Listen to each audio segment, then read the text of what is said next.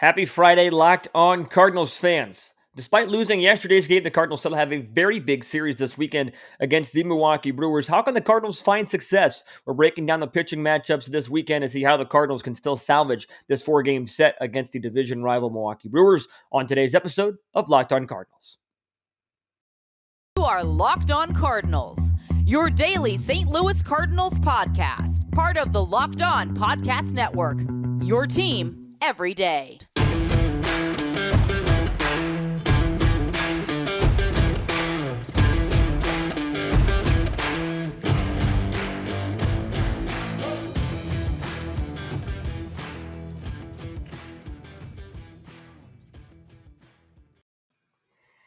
Happy Friday, everybody. Welcome into Locked On Cardinals for Friday, April the 15th of 2022, Jackie Robinson Day across Major League Baseball. I am Lucas Smith, host of the show. You can find my Twitter right there at LJ Fastball. If you're watching on the YouTube, thank you.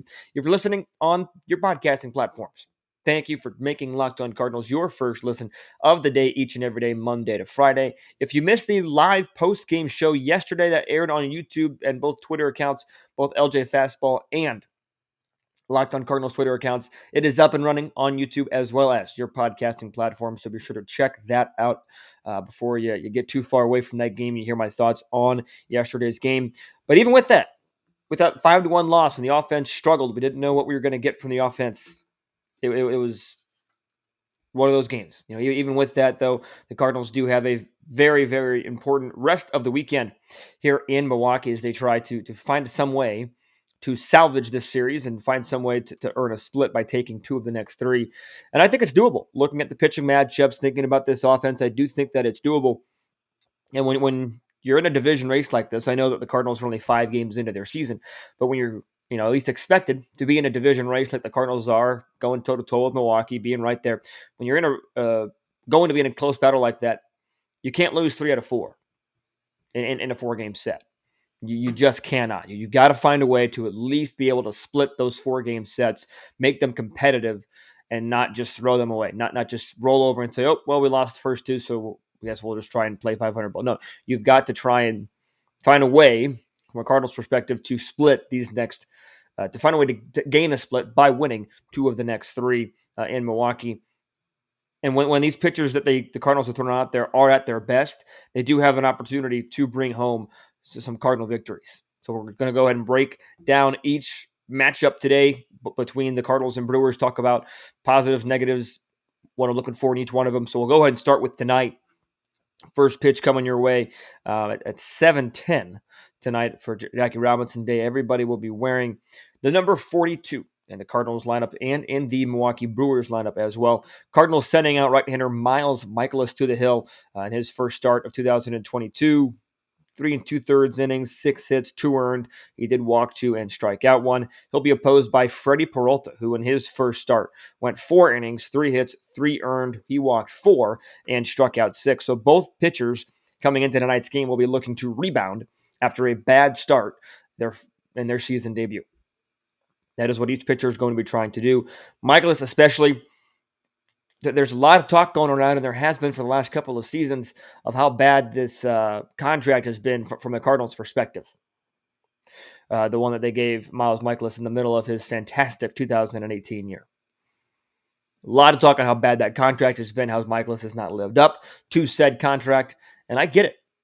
He has not. When you look at his last number of seasons, being injured a lot last year as well, not pitching, he pitched one time in May and then from August on, but outside of 2018, it's been really hit or miss for the right-hander.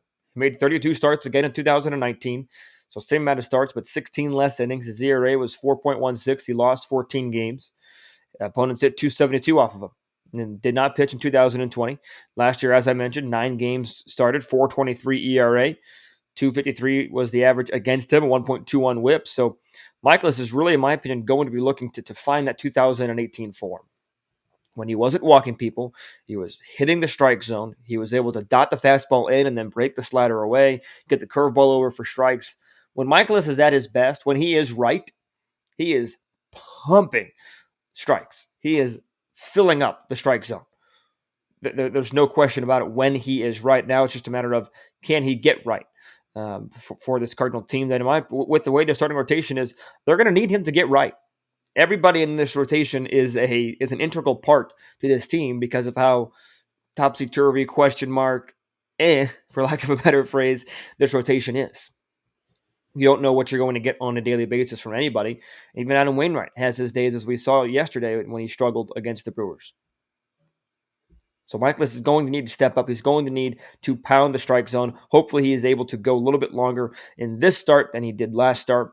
With it being his first start, that was a big reason as to why he did not go overly long in his first outing against the Pittsburgh Pirates in that start, as I mentioned.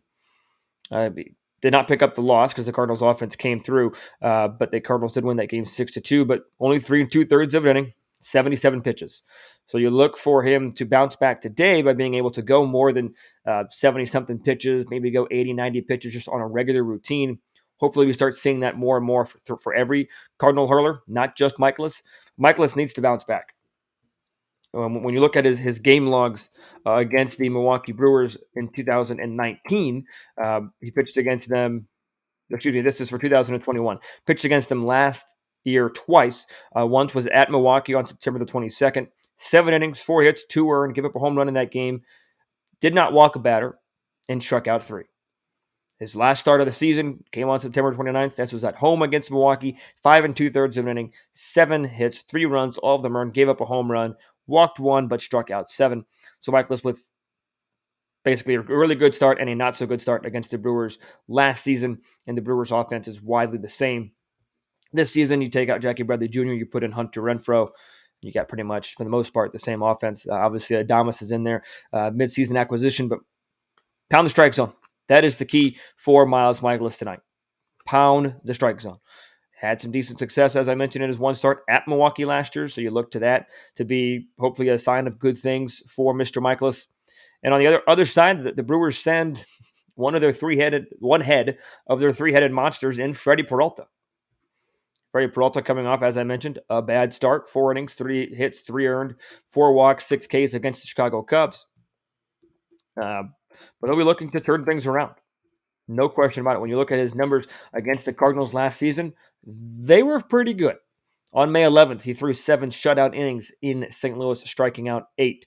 On August the 18th, 2 not good ones here, 2 innings pitched, 3 earned runs in that start, and then the start after that, 2 innings pitched, 4 earned runs, but then after that, he threw together a quality start, 6 innings, 7 hits, 3 earned, a walk, and 9 strikeouts. So 1 really good start, 2 and 1 solid start for Freddie Peralta. Cardinals are going to need to get him early. The key to those 2 starts that he did not pitch well in, I believe he got hurt in one of them, but both times the Cardinals attacked him early. Get him early, get him often. With any ace, no matter what level of ace you want to talk about, whether you're a 1A or 1B ace, and I would argue on most teams, Freddie Peralta would be an ace. If not, he's a pretty good king up the sleeve for Milwaukee. You've got to get those pitchers early. So I look for the Cardinals to attack early. When you look at their numbers against Peralta on MLB.com, you see some pretty good things. Nolan Arenado is 313 and 16 at-bats. He's hit 3 home runs and driven in 6. You've got Paul Goldschmidt, 429 in 14 at-bats, 2 home runs. He has 5 RBIs. Other than that, you have decent Paul DeJong, 273 with 11 at-bats. He's got 1 home run. And then some not so good numbers. Harrison Bader's 214 and 14 at-bats, one of those hits being a home run. And Edman is also hitting 214 in 14 at-bats, as well as Yadier Molina. Everybody else, just a handful of bats, can't really take that into too much consideration.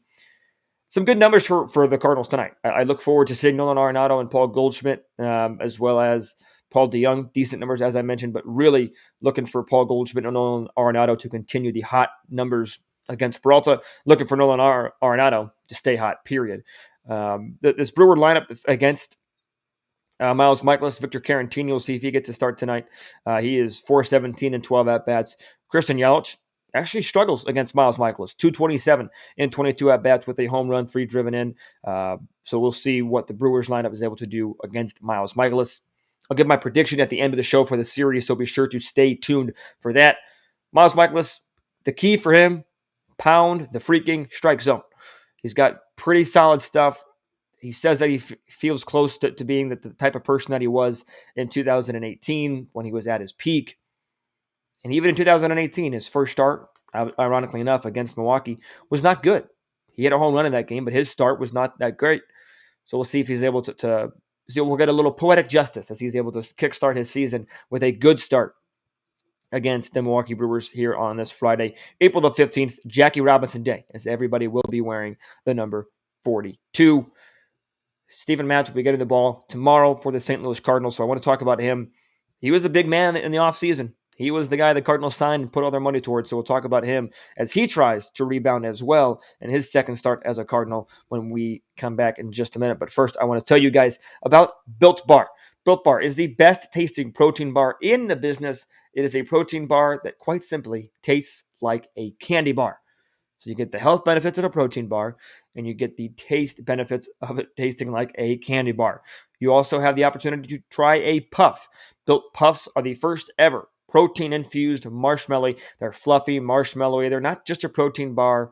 They are a treat covered 100% in real chocolate, just like all Built Bars are. Built Bars, yes, including Built Bars and Puffs, are 100% covered in 100% real chocolate. Low calorie, high protein. You can replace your candy bars with these because they're better. Typical candy bar can be anywhere from 200 to 300 calories, whereas Built Bars have 130 calories, 4 grams of sugar, 4 net carbs, 17 wonderful grams of protein.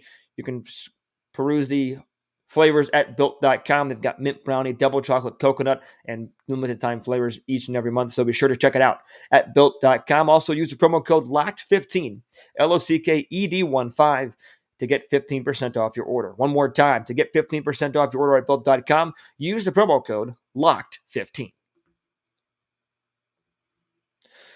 For tomorrow, Saturday, it'll be Steven Matz against Adrian Hauser. Matz is lefty. I thought Hauser was lefty too, but then I remembered the only lefty this weekend is Aaron Ashby. So Matz will be looking to the definition of rebounding as his first start in a Cardinal uniform went really good for 2 innings. And then that third inning was really bad, and it ended up screwing up his whole start as he only goes 3 innings, gives up 9 hits in those 3 innings, 7 earned runs, walks 1, and he strikes out 5. His whip sits at a cool 3.33. He just wasn't able to find the strike zone very much at all in his last start, as the Cardinals did fall to the Pirates in that start 9-4. Matz got the start on that Sunday game. Just gave up. He gave up a double to Newman, as well as that big grand slam to Chavis in that third inning. That was really the killer. Wasn't able to strand any runners. Steven Matz was not good in his last start. Plain and simple. He's the guy that the Cardinals spent money on, for good, better, or worse. I don't care what you think about him. I don't care what you think about the offseason. At this point, as we sit here on Friday, April the 15th, okay, couple games into the season, week and a half into the season, Steven Matz is now the guy. He was the addition of the offseason from the pitching standpoint. Obviously, you could talk about Albert, you could talk about Dickerson being offensive, but from the offensive perspective, from the pitching perspective, Steven Matz is the guy. Yes, he's got some pieces around him that is going to help him succeed, a la the Cardinal infield defense, because it's one of the best, if not the best, in all of baseball.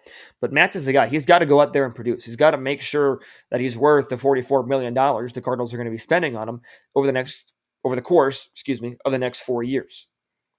And the key for Matz, and the key for Mikolas, and the key for really every Cardinal pitcher is going to be the same. Keep the ball in the strike zone. Keep the ball on the ground. Because I know it's the major leagues. You got a lot of good fielders, but that's not the key for everybody. Across major, nobody has a defense like the Cardinals do. Infield, outfield, nobody. Because if you're a pitcher for the Philadelphia Phillies, you might think to yourself, man, I've got to strike out the world if I want to be successful in Philadelphia. That's how bad their defense is. You don't have to feel that way for the St. Louis Cardinals. For the St. Louis Cardinals, you need, if you're on the pitching staff, starter, reliever, or otherwise, you should feel really good about being able to get ground ball outs consistently. And that is Matz's MO. He has been a ground ball pitcher since he broke onto the league. 6 games in 2015, 35 innings, 2.27 ERA. That's fantastic. Then he goes another year, 22 starts in 2016, 3.40 ERA, pretty solid. Last year was probably his one of his better years. ERA jumped up to 3.82, just a little bit, but 152 thirds of an inning. His WHIP was 1.33, so he was getting those outs. That's his career average. Steven Matz has been a ground ball guy since the get-go. So for him, it is just returning to find that consistency, because he said he felt really good in the first 2 innings of that start against St. Louis. And there was no reason not to, for St. Louis, first start for St. Louis. There was no reason not to in that first start. The first 2 innings of that start went beautifully. A couple of scoreless innings. I mean, when you look at the play-by-play of the first 2 innings for the Pittsburgh Pirates, you got a single in the first inning. Okay, but you got 2 groundouts and a strikeout, as Sugo was called out on strikes.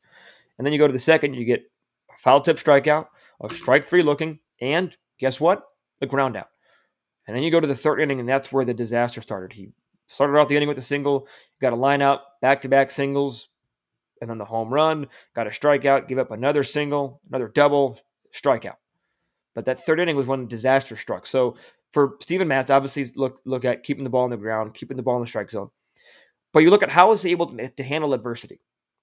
How is he able to handle when the base runners get on base?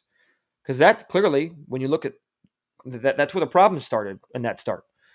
First runner of the inning got on in the third inning, and then you had chaos and disaster from there. Yes, you had a runner in the first inning, but we'll see how Steven Matz is able to do if the leadoff runner of an inning gets on tomorrow against Steven Matz. It's an interesting thing to look at of how a pitcher responds to something like that, how he responds to being out of his rhythm. Some guys really love pitching in the windup and can only pitch super effectively out of the windup. Other guys, the stretch works just fine. We'll see what Steven Matz is able to do if a runner leads off the inning against him. But again, I'm hitting this point hard because it needs to be said. It's kind of an obvious point, but it needs to be said. Steven Matz just needs to do what he does best, and that is get ground balls. He's a perfect fit for St. Louis. Perfect. Lefty, he fulfills that need. Ground ball pitcher, good guy on and off the field, minds his own business, gets the work done, does what he needs to do. In the offseason, I didn't see one bad report about, Cardinals signed Steven Matz. That's not a good fit. Cardinals signed Steven Matz. I don't like that signing. Didn't see one. Yeah, it didn't grab the headlines. It wasn't, a mega. It wasn't Correa to the Twins type coverage, obviously. But he is a perfect fit for St. Louis. Now he just needs to go out there and prove it. Just go out there. It's so simple. It really is. I'm not saying that Matz is failing at anything, but it is just a simple mindset to have. Go out there and throw strikes. Keep the ball on the ground, throw strikes. Matz will be fine. When you look at who the Cardinals are facing on the mound tomorrow, it is Adrian Hauser. His first start against Baltimore, just 3 2/3 of an inning, gave up 4 hits, 2 earned. He did walk 3 in that start, and he struck out 3 as well. When you look at the game logs for Mr. Hauser against the Cardinals last year, you get decent enough anyways numbers. Pitched against them in St. Louis on April the 10th of last year. 5 innings, 6 hits, 1 run. It was unearned. He did walk 4 and strike out 3. Other times in September that he pitched against St. Louis, a 9-inning complete game shutout, 3 hits there, 7 punch outs. And then in the he went 6 innings on September 23rd, gave up just 5 hits, 1 run, hit a batter, walked 2, struck out 3. And then on the 29th, 5 innings of shutout baseball, 3 hits. He did walk 2 and, struck out 1. Adrian Hauser had some success against the Cardinals last year. Decent, like I said. Especially the 3-hit shutout, I remember quite well. So the Cardinals are going to struggle, in my opinion, if they don't get him early. Same thing against Peralta, but Hauser is somebody that has an abundance amount of success against the St. Louis Cardinals in his career. So we will see what Hauser is able to do in start number 2 of 2022 against the St. Louis Cardinals. His first start overall against the Cardinals this year, but second start of the year for Hauser. That's 2 games out of the 3 remaining. And the third one, we will see Dakota Hudson against Aaron Ashby. We'll break that start down coming up here in just a minute. But I want to let you know that BetOnline is your number one source for all of your betting stats and sports info. You can find all the latest sports developments, league reviews, and news, including this year's basketball playoffs and the start of the Major League Baseball season. BetOnline is your continued source for all of your sport wagering information, whether it's live betting, playoffs, esports, and so much more. So many ways to bet and win money at BetOnline. So head to that website today, betonline.net, or use your mobile device to learn more about the trends and actions. BetOnline, it's where the game starts. Dakota Hudson versus Aaron Ashby is the pitching matchup on Sunday, as the Cardinals will finish up their series against the Milwaukee Brewers on that day. And Hudson is another one that is going to need to rebound after his most recent start against Kansas City. 4 innings, 5 hits, 3 earned, no walks, 4 strikeouts. But his rebound is less of a rebound than Mikolas and Matz. I talked about this in the day after Dakota Hudson's start on the 12th, that he has room to build off of this now. He's got some positives to work with from that start. Yes, he only went 4 innings, but that was planned. The pitch count was what it was. But he has good things to work off of. He does. He didn't give up a single extra base hit, kept the ball on the ground. He got 5 groundouts to 2 flyouts, struck out 4, didn't walk a batter. Keeping the ball in the yard is going to be key for Hudson. And that could be difficult when you look at not necessarily the Milwaukee lineup, although it is a stronger lineup than I think I give it credit for at times. But it is a stronger lineup just because of the fact that they're playing in American Family Field, I think is what it's called now in Milwaukee. That field is conducive to some long home runs. And this will actually be the first time that Hudson is pitching at Milwaukee since 2019, when he did so on April the 15th. Because when you look at his starts against Milwaukee, he didn't pitch against them in 2020, which I thought was super odd, considering the Cardinals only played divisional opponents that year. But he did not have a single start against the Brewers in 2020 because he started against the Pirates, White Sox, Reds, Royals, Reds, Cubs, Reds, Pirates. So just kind of to prove that to you. And then last year, he only pitched against the Cubs twice, and this year against the Royals once. So the first time in Milwaukee since April the 15th of that year. When you look at his game logs of that year in general, his first start was against Milwaukee on March the 30th. 4 runs, 3 earned, and 4 to 3rd innings pitched, 7 hits, 2 walks, 6 strikeouts. And then April 15th, that start I mentioned, not great. 3 2/3, 7 inning, 8 hits, 6 earned runs, 2 home runs, 3 walks, an intentional, and 3 strikeouts. His other start against Milwaukee that year came in Busch on August the 19th, and that was a very good start. 6 2/3 innings of shutout baseball. He did walk 4, but struck out 7. Anytime you go 6 2/3 of an inning and don't allow a run, that is a good start. So we'll see what Dakota Hudson's able to bring. Keeping the ball down, keeping the ball in the ballpark is going to be key. And it's going to be hard, like I mentioned, in Milwaukee. And as I just went through, already not great numbers in Milwaukee. He gave up 3 home runs in that start on the 30th. They gave up 2 home runs in that start on the 15th. So in those 2 starts last year, he gave up a total of 5 home runs at Milwaukee in 2019. And Dakota Hudson, when he is not right, not only is he walking people, but mainly when he's not right, the ball tends to leave the yard. Tends to give up his fair share of home runs when he's not right. So that's the sign I'm looking for Dakota Hudson, to remain right, is to keep the ball on the ground. Sinker baller. Cardinals have a lot of, what feels like anyways, a lot of sinker balls. That's why a lot of these guys have the same keys, if you will, to finding success. It is because they have the same repertoire of pitches and same style of pitching.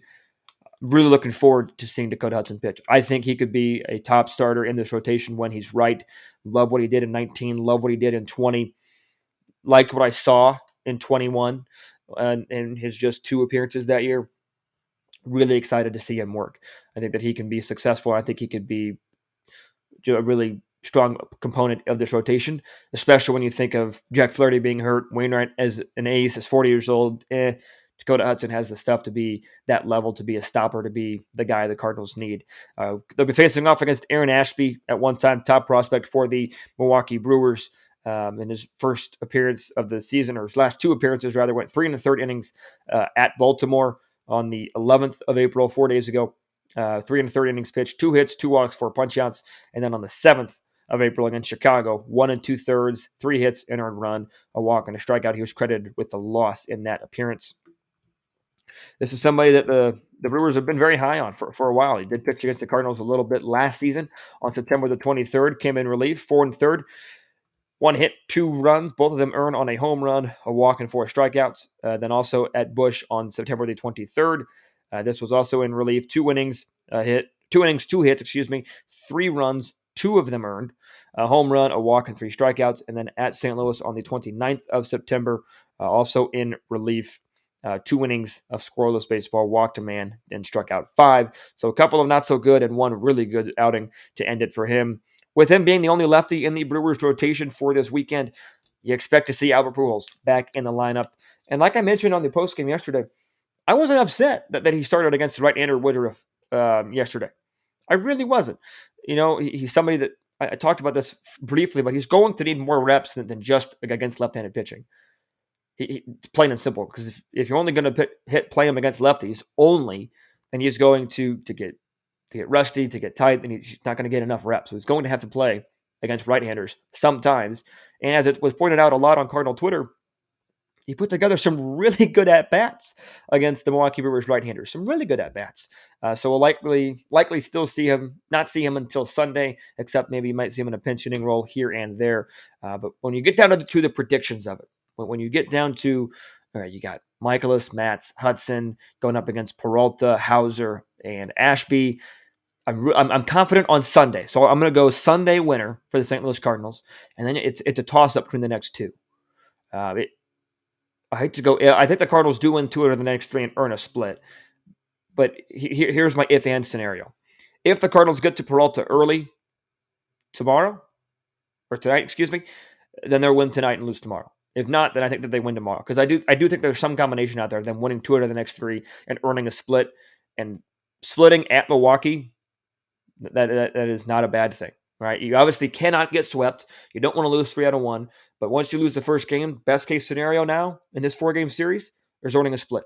So I say the Cardinals go out and do that. I say that they win the 2 out of the next 3 and earn a split at Milwaukee. Let me know what you think. Comment on the YouTube comment section below. You can email anytime at lockedoncards@gmail.com. You can also follow me on Twitter at LJFastball. Follow the show on Twitter and Instagram at LO_Cardinals. We are a Monday to Friday podcast if you're a first-time listener or a new listener. So we'll be back talking at you on Monday, breaking down what happened in Milwaukee. Hopefully it is all good things from a St. Louis Cardinals perspective. So until I talk to you guys the next time, be sure to stay safe, stay well, and have a fantastic rest of your day.